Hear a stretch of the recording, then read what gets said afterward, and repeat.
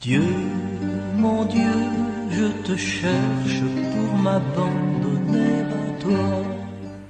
Chers confrères, dans la vie dominicaine, révérend Père concélébrant, chers frères et sœurs dans le Christ, c'est pour moi une grande joie de me retrouver au milieu de vous ce matin pour la présente Eucharistie. Étant de passage en Côte d'Ivoire pour une mission à Gagnoa et aussi pour être à l'ordination épiscopale qui eut lieu hier à Yamoussoukro, j'ai trouvé important de venir vous saluer, vous confirmer dans la foi. Et je vous remercie infiniment pour votre mot d'accueil de tout à l'heure. Ces mots qui me vont droit au cœur et qui nous confirment dans notre communion, notre synodalité. La parole de Dieu de ce 7e dimanche du temps ordinaire nous invite à contempler le grand rêve de Dieu pour l'humanité. Oui, Dieu rêve de conduire tous les hommes à la sainteté. Il veut que nous soyons saints, comme lui-même est saint. C'est dire que l'homme n'a pas été créé pour être de ce monde qui passe. L'homme est créé pour l'éternité. Il est en marche vers le royaume à venir, la Jérusalem céleste. Et comme le dirait saint Augustin, dans une formule qui nous est déjà bien familière, « Tu nous as fait pour toi, Seigneur, et notre cœur est sans repos tant qu'il ne demeure en toi. » Oui, Dieu nous a fait pour que nous demeurions en lui. Et c'est dans la mesure où nous sommes en Dieu que nous trouvons notre bonheur. Et toute la question est de savoir comment parvenir à cette sainteté qui nous permet de partager avec Dieu sa béatitude, le bonheur éternel.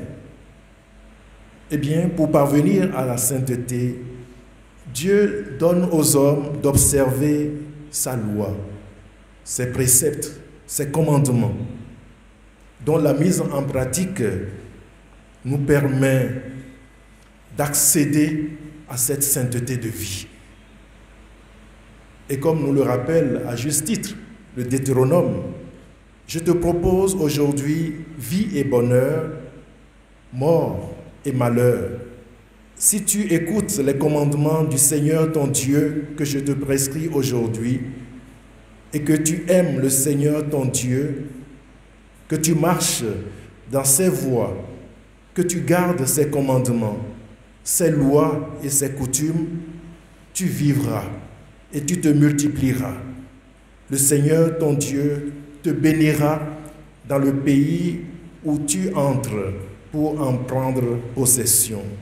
Deutéronome chapitre 30, versets 15 et 16.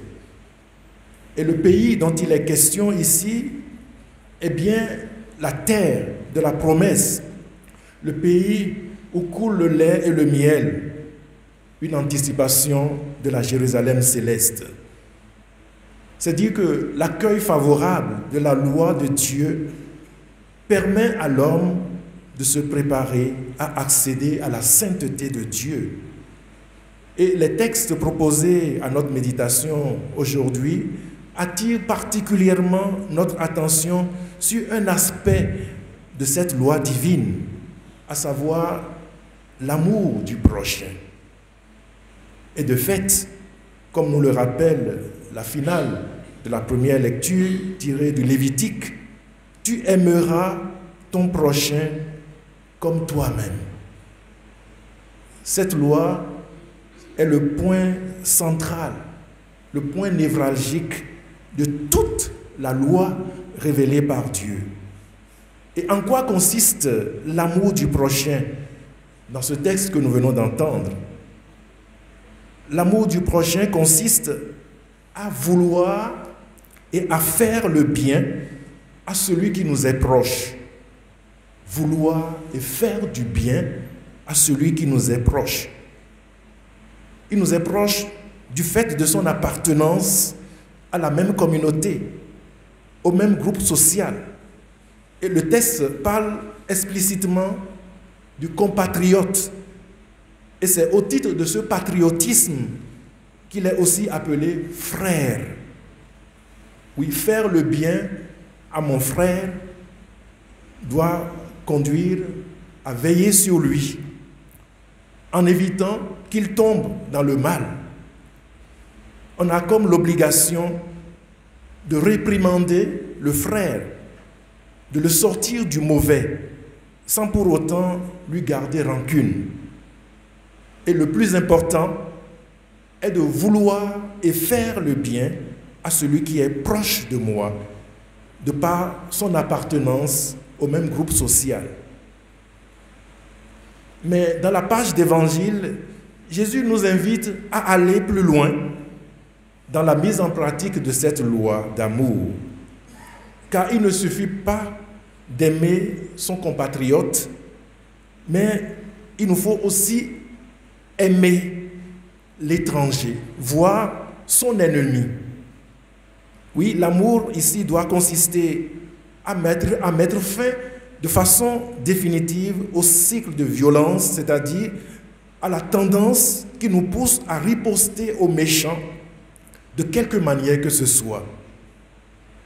Il s'agit de manifester vis-à-vis de son ennemi un amour vrai et sincère, un amour qui lui permet de prendre conscience de son mal et de déposer lui-même les armes de la violence. Et de ce point de vue, lorsqu'il est dit de tendre l'autre joue, lorsque quelqu'un te gifle sur la joue droite, il ne s'agit pas d'un acte banal qui encouragerait l'ennemi à poursuivre son forfait.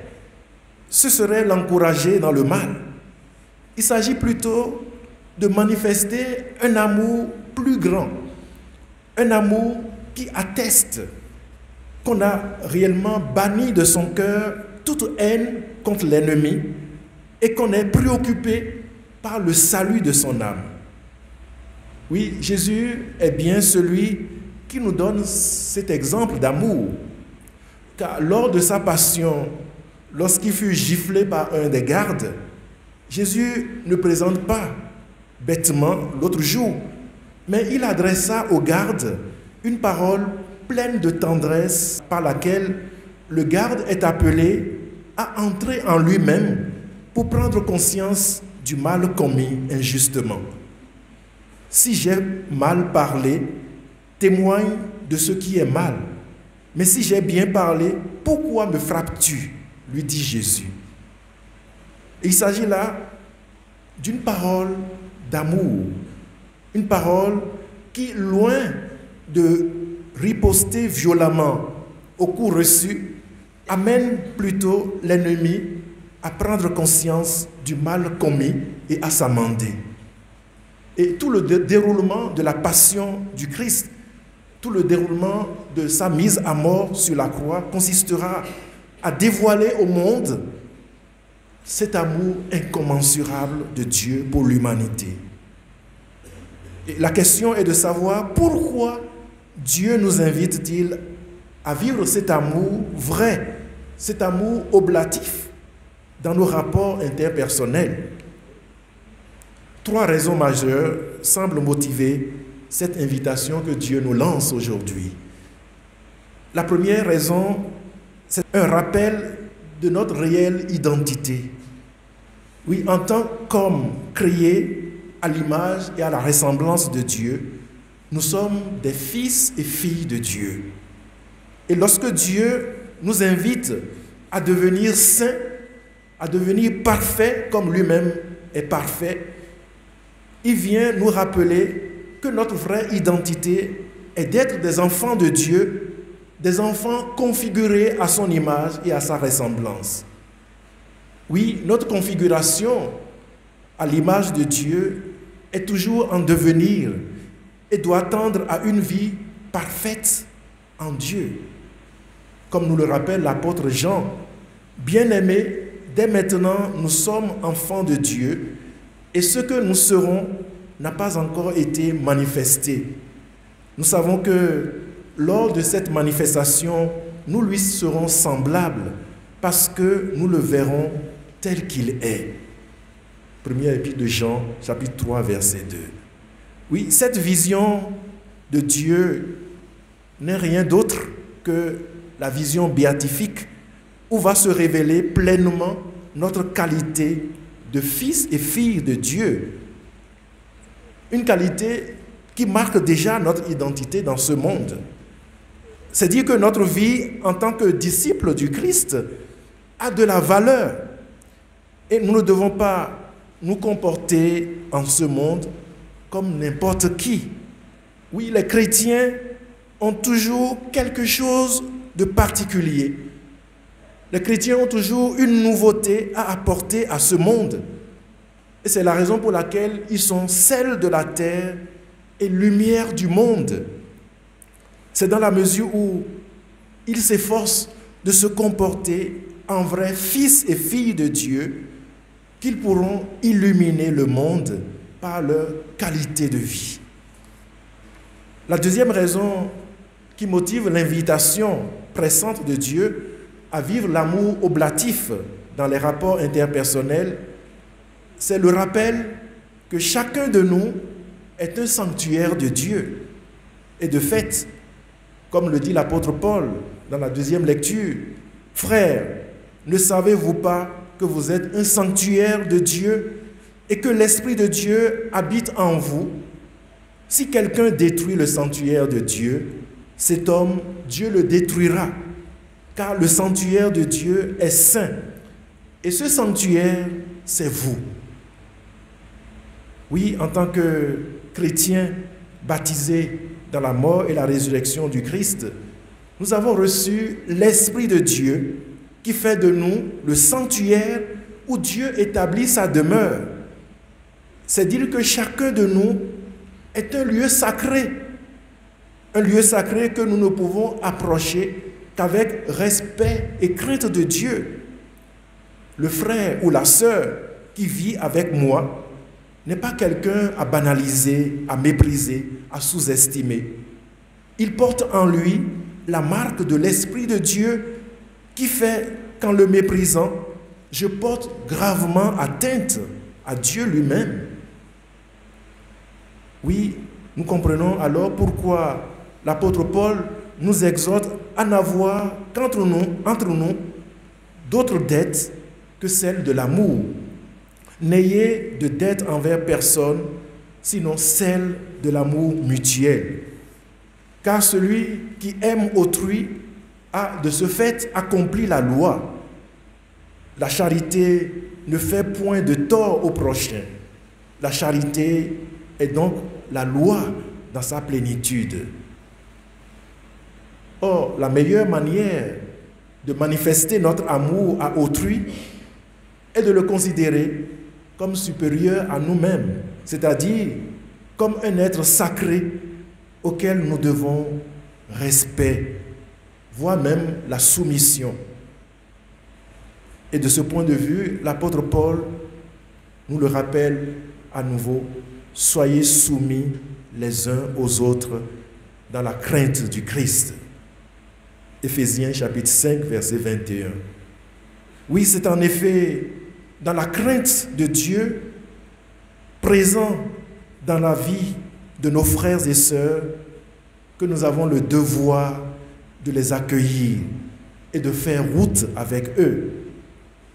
Chacun de nous, quelle que soit son origine, sa culture, son ethnie, est un don de Dieu qui, accueilli dans l'humilité, ne manquera jamais de nous enrichir et de nous faire grandir dans l'amour de Dieu.